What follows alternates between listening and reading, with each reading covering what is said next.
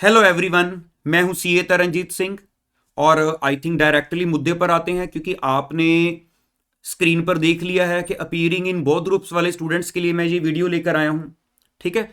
और आपको ये भी बता दूं कि जिन बच्चों के माइंड में अभी तक कोई 2-4% भी कंफ्यूजन घूम रही है कि क्या मैं दो के लिए ठीक डिसीजन ले रहा हूं या मेरा एक के लिए डिसीजन ठीक होगा, तो मुझे नहीं लगता कि इस वीडियो को पूरा देखने के बाद भी आपके माइंड में 1% भी कंफ्यूजन रहेगी। और इसके बाद मतलब आज आप मेरे साथ जो ये जो टाइम थोड़ा सा डिवोट करोगे, तो इसके बाद मेरे ख्याल से इमीडिएटली आपका डिसीजन क्लियर हो जाएगा। तो मेरी हर बात को जरा ध्यान से सुन लेना।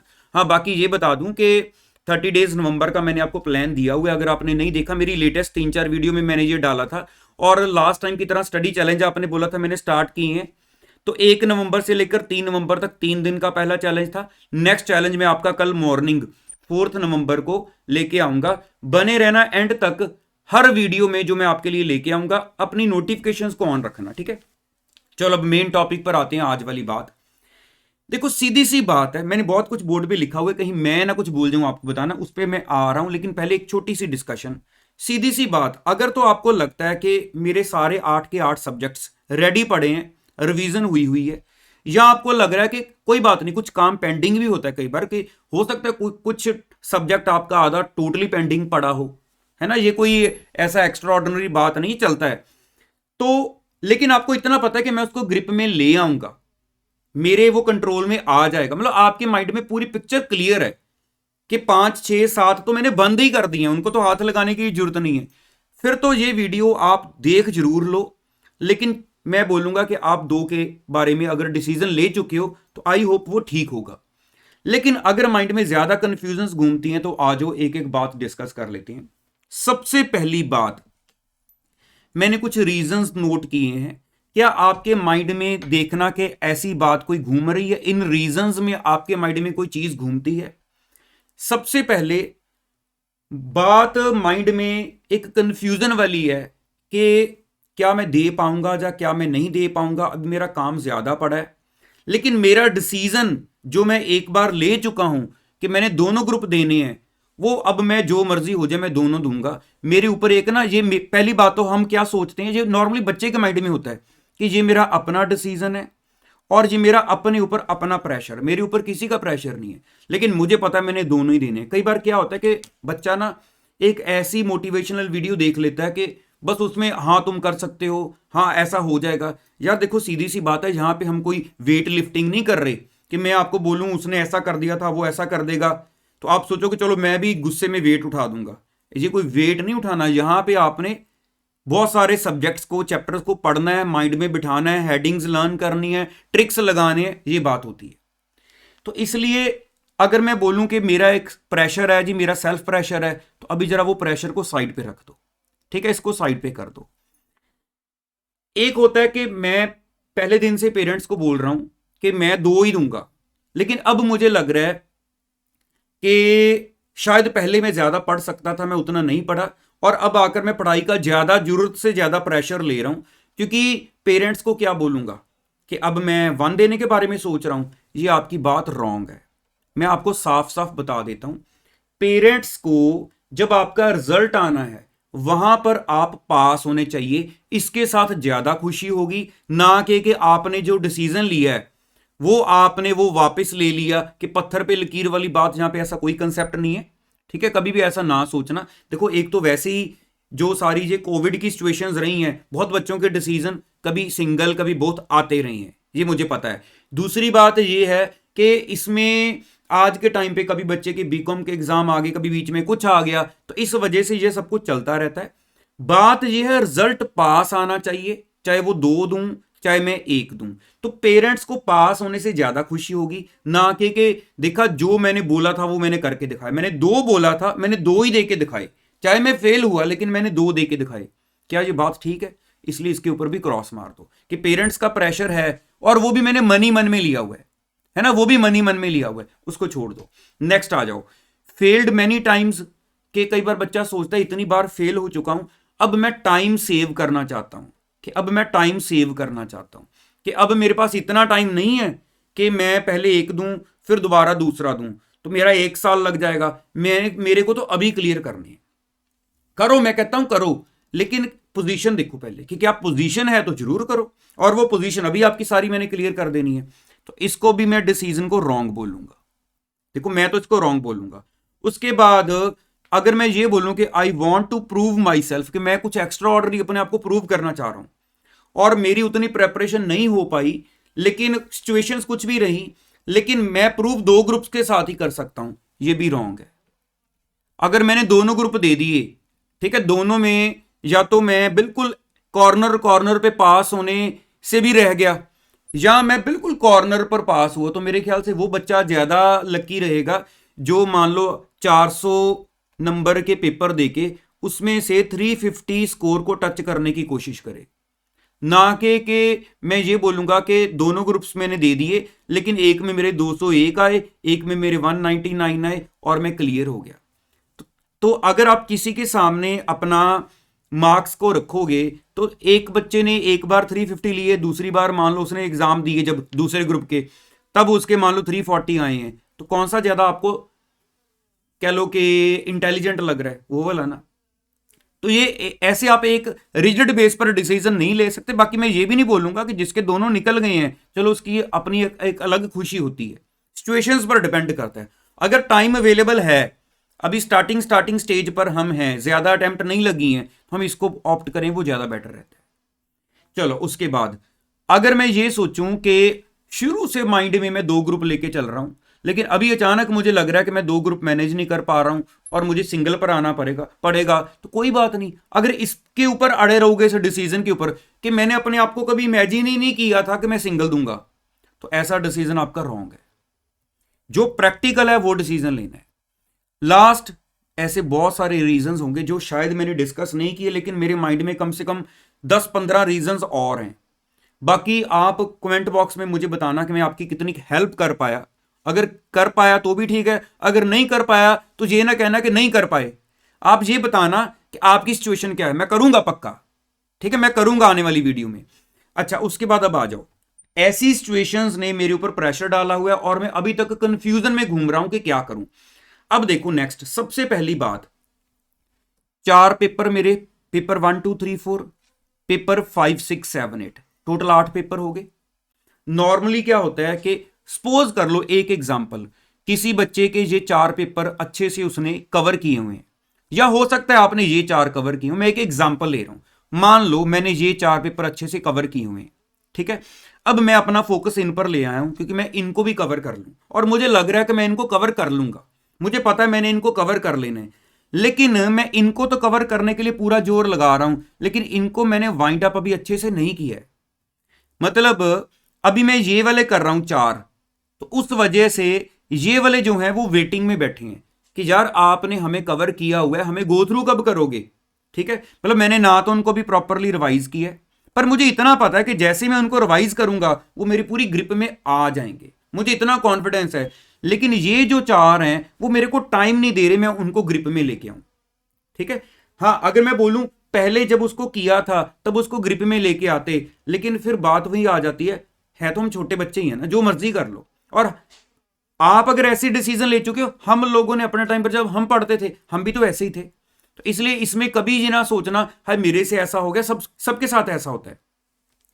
तो अब ये मेरी ग्रुप में अभी पूरे नहीं है, लेकिन मेरे कवर्ड है। हो सकता है इनमें से 1 या 2 आपके कवर्ड हों, लेकिन आप इन 2 पर अभी लगे हुए हो, जिस वजह से ना ये रिवाइज हो पा रहे हैं ना ये रिवाइज हो पा रहे हैं। मतलब माइंड जस्ट इन पे लगा हुआ कि इनको खत्म करो पहले, तो उनको खत्म करते करते कभी उनकी याद आ जाती, कभी इधर, ये चल रहा है। उससे आगे आ जाओ।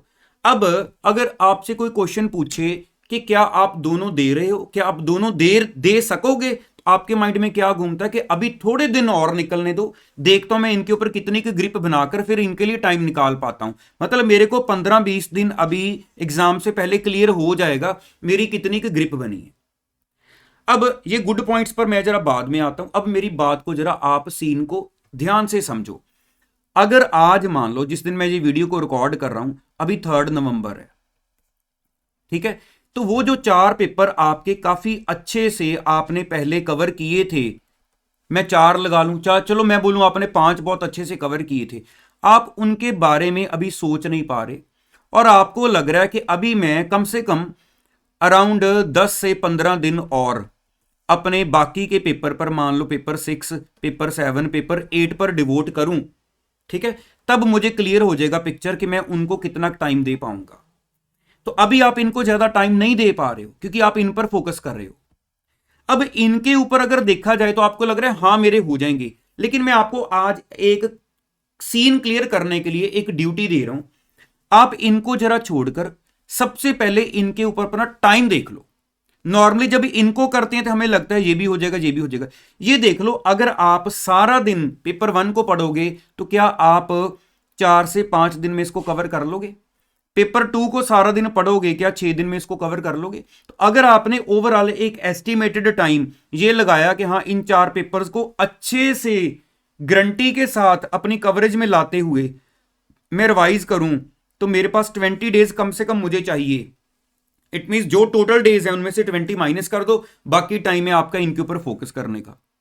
फिर इनको रिवाइज भी करना है, उनको भी दोबारा रिवाइज करना है। तो इसलिए पहले ये देखो कि इनको प्रॉपर रिवीजन के लिए कितना टाइम चाहिए।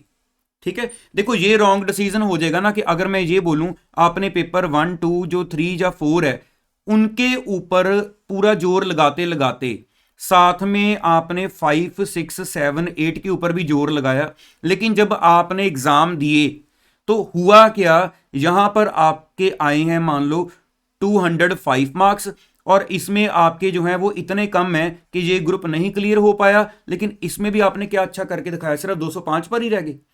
तो वो बहुत सारी रीजंस थी जिस वजह से मैं 2 तैयार कर रहा था, लेकिन मेरी एंड में जाके पोजीशन ये निकली, जहां हो सकता है इसमें 198 पर रुक जाऊं मैं, है ना। तो इनको अभी तैयार करते करते करते करते मैं इनके मार्क्स को नीचे लेके जा रहा हूं, तो कहीं ऐसा तो नहीं आप कर रहे। तो ये मेरी आज वीडियो का मेन मुद्दा था, जो मुझे लग रहा है कि इस वीडियो को देखने के बाद शायद ही कोई बच्चा होगा जो अब गलत डिसीजन लेगा। अगर आपको लग रहा है नहीं मेरी ऐसी सिचुएशन बिल्कुल भी नहीं है, देखो ये डिपेंड करता है आप कितना रिस्क टेकिंग पर्सन हो। अगर आप रिस्क टेकिंग पर्सन हो, आप कहते हो नहीं जी मैं तो रिस्क लेने को तैयार हूं, मैं इनको भी हल्का हल्का गो थ्रू रोज करता रहूंगा और मैं रिस्क लेने को तैयार हूं, शायद मैं इसका 50-60% सिलेबस ही कर जाऊं, लेकिन मैं रिस्क लेने को तैयार हूं, हो सकता है आपके दोनों निकल जाएं टू द पॉइंट मार्क्स पर, क्योंकि बहुत हाई तो नहीं आ सकते इसके साथ। लेकिन मैं अगर आपको एडवाइस करूं तो मैं तो यही बोलूंगा कि जो 50-60% लेवल तक इसको तैयार करना है, मतलब अगर आप जिंदगी में कुछ प्रूव करके दिखाना चाह रहे हो और आपने सोचा था मैं तो रैंक लेके दिखाऊंगा और अभी सिचुएशन उस हिसाब से नहीं है, तो अगर आप 350 प्लस कर दोगे स्कोर तो वो भी आपने जिंदगी में बहुत कुछ प्रूव करके दिखा दिया। आप किसी के सामने भी अपने वो मार्कशीट को रखोगे तो वो हैरान हो जाएगा देख के कि इतना हाई स्कोर। कह सकते हो कि मेरा डिसीजन ऐसे ही रहा, मैंने अपने डिसीजन को जिस तरफ, जब मतलब डायनेमिक चीज है, मैं हर बार वीडियो में बोलता हूं डायनेमिक है, सिचुएशंस के हिसाब से मैं स्ट्रेटजी बनाता हूं, ना कि आज से 6 महीने पहले स्ट्रेटजी बनाई उसको जबरदस्ती अप्लाई करूं। स्ट्रेटजी चेंज कर लो, मतलब अपना जो फोकस है अगर आप इन तीनों के ऊपर जो लगा रहे हो, चारों के ऊपर लगा रहे हो, अगर इसके ऊपर लेके आओगे तो सच में आपके पास, अब देखो आज से 15-20 दिन बाद जाकर डिसाइड करो कि नहीं चलो 1 पर ही रहता हूं या चलो मुश्किल से दोनों को मैनेज कर लेता हूं, तो अब उसके बाद फिर से घबराहट में। तो अभी तो हमारे पास ऑलमोस्ट मैं कह सकता हूं 30 डेज अभी भी आपके हाथ में एग्जाम्स के स्टार्ट होने तक। अभी आज भी माइंड क्लियर कर लो, सी पिक्चर क्लियर होनी चाहिए माइंड में कि बस आज तक सोच लिया, अब यही सोच है, अब मेरा सारा फोकस आएगा इसमें 350 प्लस कैसे करने मैंने। ठीक है, तो इसलिए मैंने यहां पे गुड पॉइंट्स क्या लिखे हैं कि अगर आपको लग रहा है कि आपका जो सीन है वो कहीं पर धुंधला है, आपको नहीं क्लैरिटी आ रही, तो सबसे पहले तो आप अपना फोकस अगर दोनों ग्रुप्स पर नहीं कर पा रहे हो, तो अगर कुछ करके दिखाना चाह रहे हो तो हाई मार्क्स पर फोकस करो कि मैं अगर 1 दूंगा, अब 1 में मेरा कोई मुकाबला नहीं कर सकेगा। ठीक है, दूसरा क्या है कि सबसे पहले कोई भी डिसीजन लेने से पहले आपके जो पेपर रेडी हैं आप उनका टाइम कैलकुलेट कर लो कि वो मेरा कितना टाइम लेंगे। एक लास्ट बात बता देता हूं, नॉर्मली बच्चा क्या करता है कि जो उसने नहीं पढ़ा वो उसके ऊपर टाइम लगा रहा होता है, ठीक है, और उसको लग रहा होता है कि जो मैंने कवर किया हुआ है वो मैं धीरे धीरे करके साथ में देखता जाता हूं। लेकिन जब वो इनको आंखों से हटाकर इनके ऊपर आता है, सिर्फ उसको बोल दिया जाए जरा इसको छोड़ के सोच उनके ऊपर कितना टाइम लगाएगा, फिर उसको पिक्चर क्लियर होती है कि नहीं यार वो भी टाइम लेंगे, उनको भी मुझे पक्का करने में अभी टाइम लग जाएगा। ठीक है, तो मैंने अपनी तरफ से मेरे ख्याल से काफी कुछ आपके साथ, और वीडियो को लेंथी नहीं करते हैं क्योंकि ज्यादा लंबा हो जाएगा। बाकी आप मोस्ट वेलकम, आप मेरे साथ दिल खोल के डिस्कस करो, ठीक है, जो मतलब आपके माइंड में आ रहा है वो क्लियर होकर डिस्कस करो। मैं तो साफ बोलूंगा, ये डिसीजंस आपके अपने लेने वाले हैं। ये मैं कोई वीडियो डाल के आपका डिसीजन चेंज कर दूं, मैं कौन होता हूं? ये डिसीजन तो आपके अपने कंट्रोल में है। मोस्टली कुछ बच्चे अपने पेरेंट्स के साथ अपनी हर एक बात शेयर करते हैं, है ना, ज्यादातर हम लोग भी करते थे। लेकिन वो क्या होता है कि जो मेरे माइंड में है, हम सोचते हैं वही बात उसी व्यू के साथ मेरे पेरेंट्स मुझे बोलें।